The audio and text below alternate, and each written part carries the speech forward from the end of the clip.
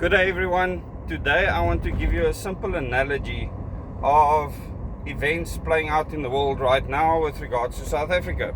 And it's something that you should be able to understand and be familiar with. Just imagine that the Western Cape wants to secede from the rest of South Africa.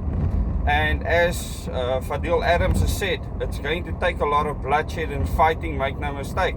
And he seems to be the only one actually understanding what it will take for the Western Cape to literally secede from the rest of South Africa, because it's not going to be allowed without any fighting. So imagine this takes place because the West, the US, Britain and many other European countries actually support this. And I want to explain this from a new world order perspective. In other words, they want to establish a new order, and the Western Cape government that we currently have will support this. It is a DA-run government at the moment, and what happens is they start supporting the Western Cape, the militias, with weapons. They start supporting them with funding and many other equipment that they might need for this secession movement to grow to the point where the Western Cape is now separated from South Africa after a lot of fighting and bloodshed. What then happens is the people within the Western Cape that did not want to be a part of this secessionist movement, that wanted to remain a part of South Africa, they have organized on the ground over time, and they have decided that they don't want to live in this new world order system where they want to impose all sorts of Western ideologies and ideals on their children in schools, where they don't want to live in the smart city system, where they don't want to be monitored, tracked and traced all the time. And they don't like the fact that other countries have their weapons stationed within the Western Cape. And they want to be separate. And they realize that there's nothing separate about what's happened to them. In fact, they are now beholden to overseas influences. There was no secession that took place at all. They were all fooled. And these citizens, they want to fight back. They want to be a part of South Africa again.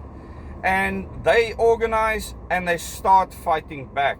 And South Africa smuggle weapons across the border and start funding them. Start helping them with weapons and many other things. And they start clawing back territory. And as they start clawing back territory within the Western Cape, later, when they are strong enough, the South African government of the day decides that they will send their military in to go and claim those areas back.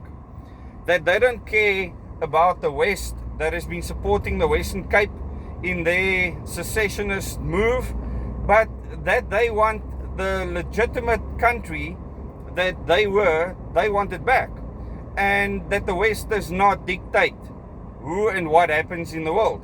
And what's happening at this stage is the media within South Africa is the only media speaking about the fate of the South Africans within this Western Cape area that want to return back, and how they are being suppressed and oppressed by this New World Order system that is being implemented.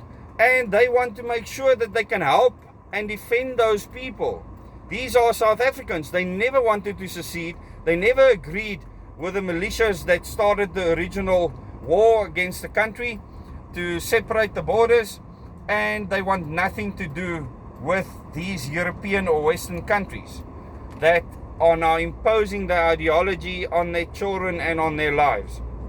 So the South African government decides to not invade, but go into their original territory and claim back the areas that the militias that they've supported there have gotten back, so that these people can be free again. Because you see, this is a new South African government. It is a completely new system. It is not at all reliant on outside support. It is not reliant on overseas entities keeping it strong. It has become a superpower in its own right, and it can kick to touch all the Western influences that are in the Western Cape at the time, and they are not afraid to take on these people at all. And during this ensuing battle for territory where South Africans have decided that they don't want to be a part of this Western Cape anymore. The world media is portraying these people as terrorists, as insurgents, as all sorts of other things, because this new world order has to be established by hook or by crook, and the mainstream media will be used to foment this worldwide. Does this sound familiar?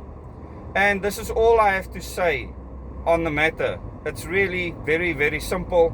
And you know, I don't have to support any side or any person or anything like that.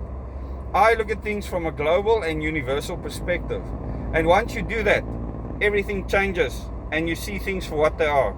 Thank you very much. Please join this channel as a member if you can, so that you can get more insight tonight and really understand what's happening in the world, not what the mainstream media in the West is pummeling down your throat.